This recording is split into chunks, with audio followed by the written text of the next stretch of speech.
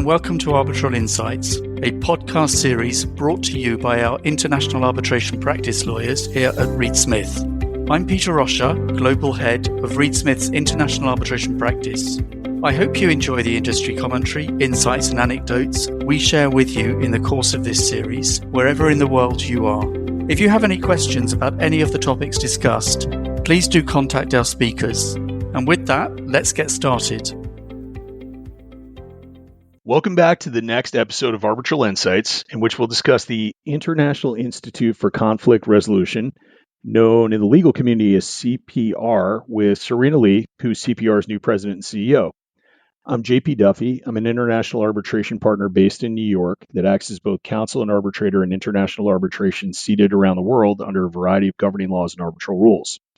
I'm qualified in New York, England and Wales, and the DIFC courts in Dubai, where I previously practiced. I also have the good fortune to be listed on the CPR arbitrator roster, which is called the Panel of Distinguished Neutrals. With me today, as I mentioned, is Serena K. Lee. Serena is a lawyer qualified in New York who previously practiced on the West Coast. Before joining CPR, Serena served as the vice president of operations for JAMS in San Francisco, where she managed 3 resolution centers, San Francisco, Santa Rosa, and Seattle, and oversaw approximately 85 neutrals. And before that, Serena was vice president with the AAA in the construction and commercial divisions, first in Seattle and then San Francisco.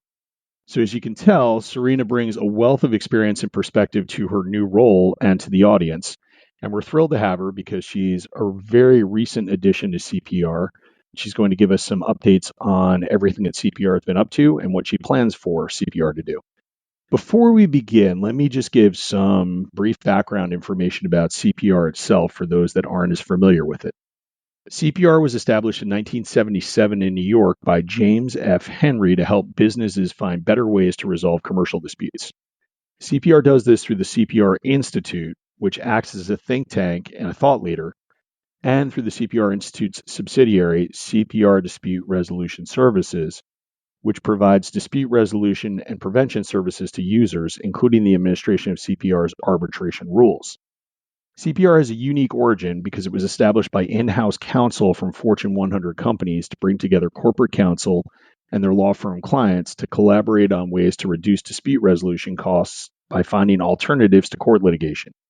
Today, CPR has a membership community that comprises corporate counsel, law firms, academics, and neutrals.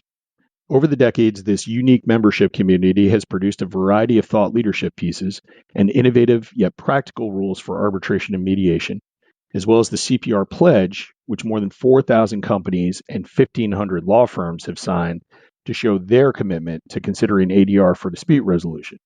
So as you can tell, CPR, while it is an arbitral administrator, does a lot more and is relatively unique in the space in the way that it operates. So with that, let's turn to Serena a bit because I want to hear from her about everything that CPR has been up to. Serena, welcome.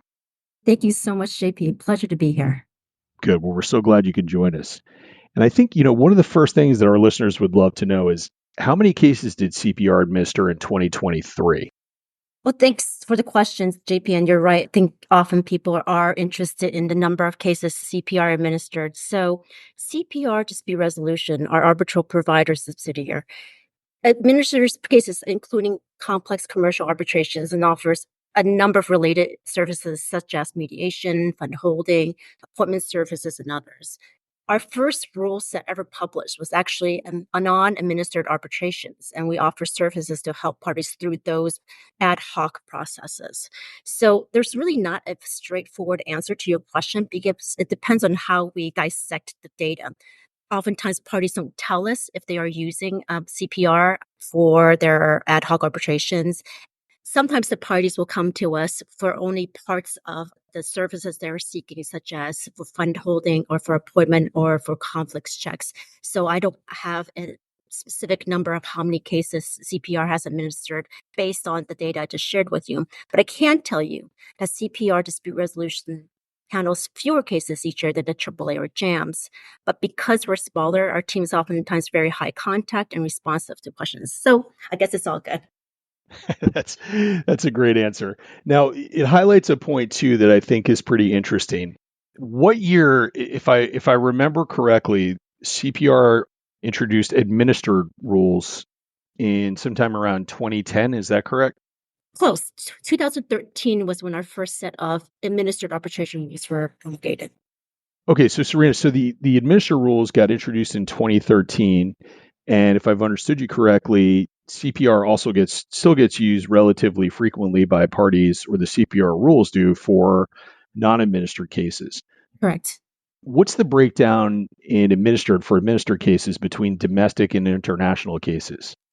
The majority of the cases that we are aware of were domestic, but we also have received international cases. They're devoted to certain regions, such as in Canada and in Brazil being maybe our two most prominent areas where we have received international matters.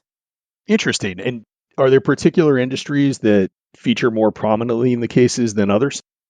Well, from the industries that we've seen in the past few years, that they are, as many providers also experience, they come from a wide variety of industries and sectors: employment, healthcare and life sciences, energy, oil and gas, accounting and financial service are some of our largest caseloads. We also see franchise, insurance, technology, sports law, construction, professional fees.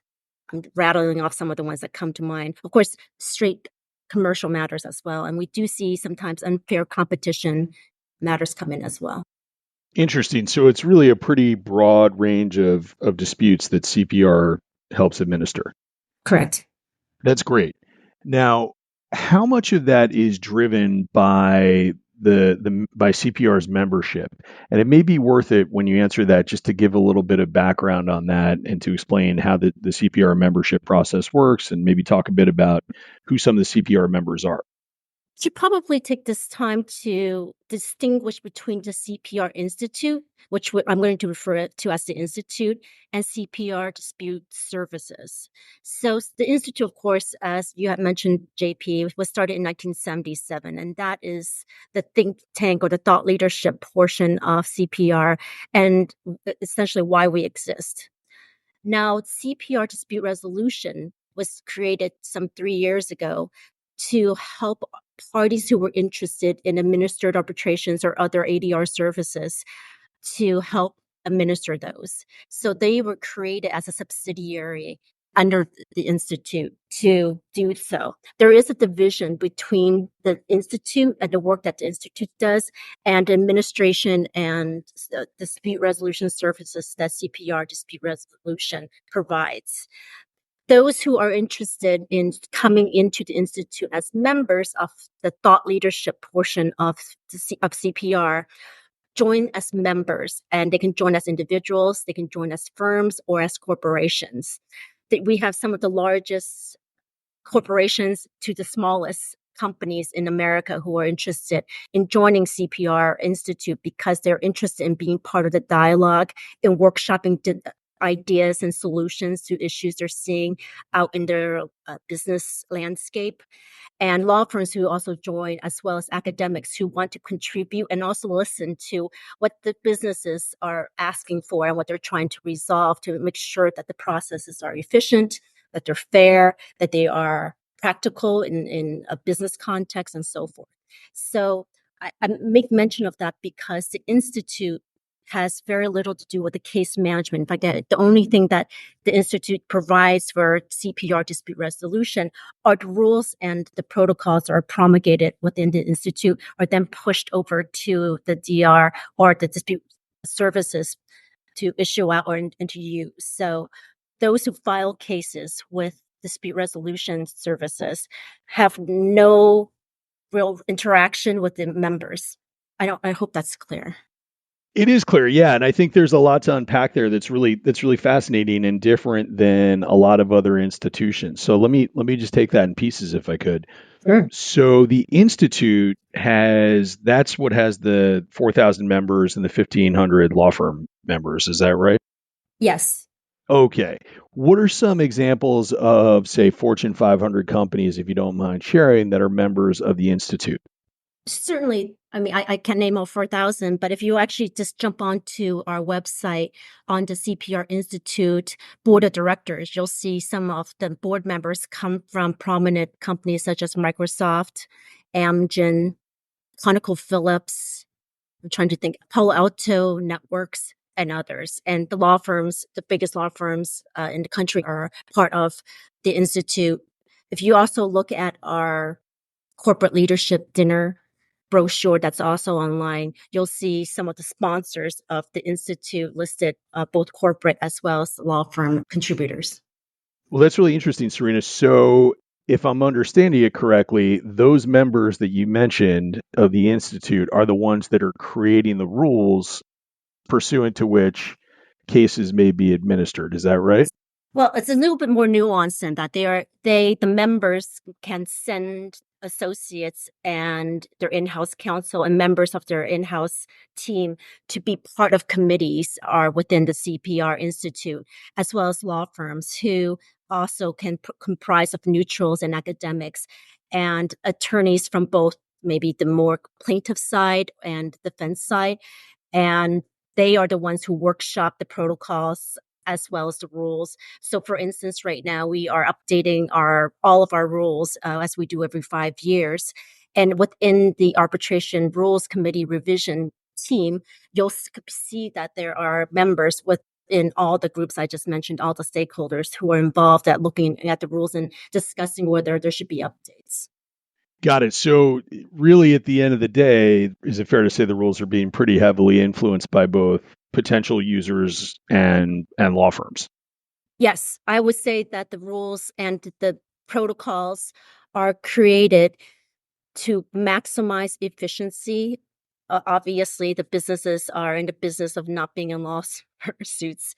At least our corporate members aren't. And also to make sure that the arbitrators who may have some input into whether the rules can be refined or tweaked to promote efficiency or expediency.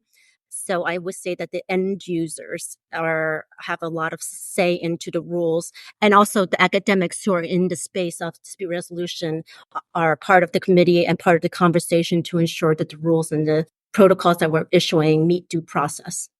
That's really great. I mean, I think that's a really unique feature of CPR that there's so much input from the actual users and the law firms that will likely be recommending it. It's a really unique feature that probably, if I understand it correctly, stems from the way that CPR was created. Is that correct? It's exactly correct. Now, because I worked with the two other arbitral institutions, the largest ones in the US, I can say for certain that I find the rules and the refinements of the CPR rules to be different based on the feedback from the field. Interesting. Now that raises an interesting transition point, Serena, because you've been in this role. You haven't been in this role terribly long, right? When did you join CPR? My first day of CPR was on April 1st, so it's just been 4 months. Wow. Okay. So still relatively fresh in the role. How have you found it so far?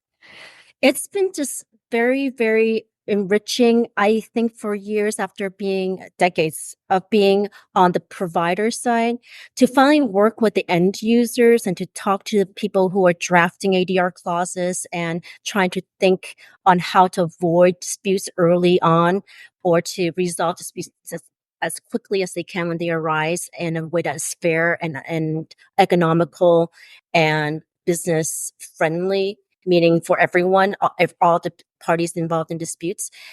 I'm really enjoying the fact that I can hear the other side of the equation, so to speak, feel as passionately and as dedicated in resolving disputes in a way that can minimize cost and damage to relationships. That's been really rewarding. I like that. You mentioned, a way of minimizing damage to relationships, because it's something that I see a lot. I practice a lot in the life sciences space, and I find that arbitration in particular for those types of industries that have a lot of long-term collaborations like life sciences and some others can be really beneficial, because it does allow parties to continue doing business together afterwards in a way that doesn't often happen with litigation. So that's a really interesting point to raise. And it sort of transitions me to something else I wanted to just touch on too. Like, are there particular industries that you think CPR is better suited to than others? I'm racking my brain because I frankly can't think of a industry that could not benefit from the structure of CPR dispute resolution. I suppose if the parties in a dispute are interested in preserving relationships and have a say in the rules that are being used to resolve their disputes, and they want to make sure that the rules are ones that they can be assured that they are efficient, then they should know that the rules and the process by which CPR dispute resolution follows are based on the end users from its creation. I also think that because we are not as big as the other arbitral providers, our case managers are very responsive and experienced, not that they aren't in the other providers, but because our caseloads are smaller, the case managers at CPR Dispute Resolution can talk through the variety of a la carte services that are available to parties. If they aren't interested in full-blown arbitration, there is something different that we can talk to them about. Our complete case platform is a very secure case management system that was built specifically for dispute resolution. And since we accept submission agreements and our rules were developed by task force of all the stakeholders we just talked about, I think that there isn't a industry or group that I don't think wouldn't benefit from using CPR dispute resolution service. I know that seems perhaps a bit self-serving to say, but I think that might be true given the fact that I've come from the other providers as well. Yeah, no, not self-serving at all. I mean, I think it's it's the best endorsement you can give. It's a really broad statement that's reflective of how broad the institute membership is and CPR's genesis. Well, now you've been in the role for 4 months, you mentioned. So let me ask you this. What would you like to accomplish for the remainder of 2024, given that we're sort of rolling in towards the end of the year? Well, I'm very much looking forward to amplifying CPR's mission, our resources, and to involve incredible members here in the US and internationally. We've been primarily focused in Europe, as I mentioned, in Brazil, and I imagine that in subsequent years we'll expand more broadly to other countries. We are actually right now testing a new membership concept to connect our members in the areas where they live and they work. So to that end, what I've planned to do is to launch our inaugural regional chapter of CPR, something we've never done before, in Seattle in November. I chose a city that had very strong corporate support. As I mentioned, Microsoft has been a corporate member of CPR for many years, and one of the board members of CPR, John Palmer, is a huge proponent for CPR and its resources. And I also chose Seattle for its vibrant legal community that actively uses alternative dispute resolution. That's great. Now, tell the listeners a bit more about what you mean by your regional chapter.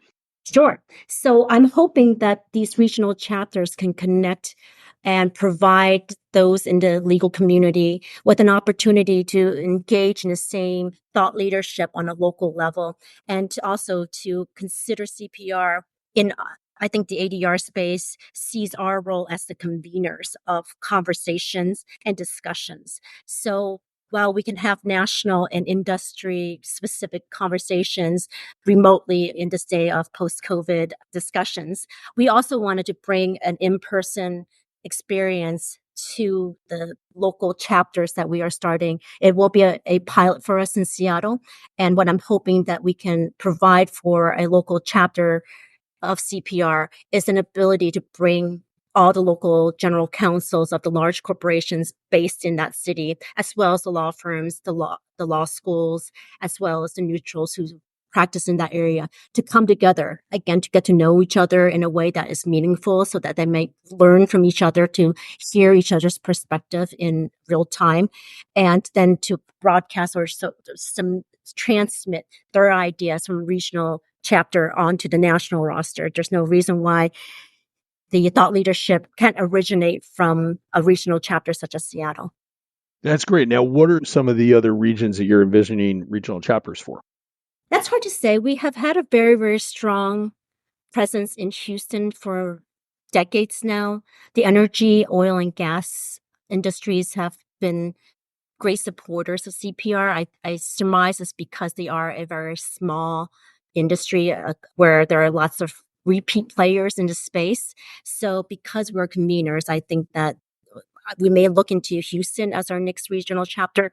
And then I think I'll have to see. I think there's been an appetite in other areas such as Chicago. And of course, I'd love to be able to start a chapter in California. Right. Well, and obviously California is such a large market. You could probably do one, in Northern California and Southern California separately, but it remains to be seen, I guess, where you would want to go. Correct.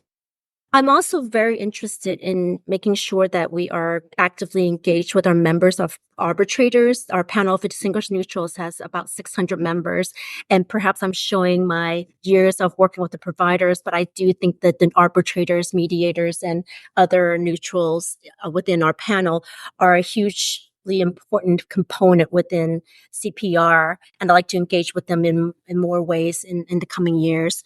And I know that our law firms and our corporate members really appreciate the role of CPR as the conveners. So to have the opportunity to talk to neutrals and academics about thought leadership in the dispute resolution space is very important to them.